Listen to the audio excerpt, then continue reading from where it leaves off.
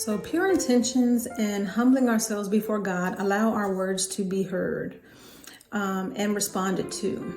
The timing of the response that we're praying about may not always come immediately or at the time that we think that it should. So as long as we know that we are pure, we have humbled ourselves before God, we can be assured that God has heard the words that we're praying and the response is already on the way to us. Any delays in receiving a response can be due to spiritual warfare. And that's because we know that the response is already on the way.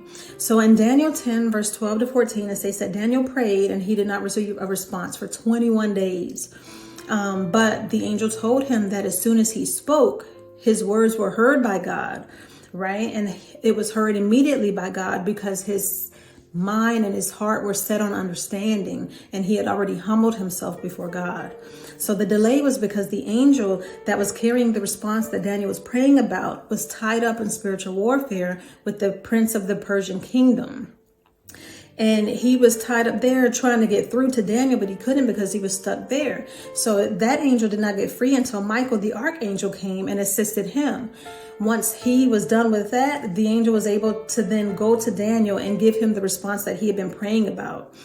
And then once he did, he then was able to tell Daniel, when you first spoke, God heard you, but I was tied up. So during this 21 days that Daniel had prayed and was waiting on a response, he had no idea what was going on, but that didn't stop him from praying.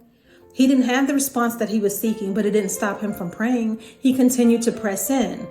So my revelation to you today is to set your heart and your mind on gaining understanding, maintaining pure intentions, humbling yourself before God, and to pray without ceasing because he will hear you.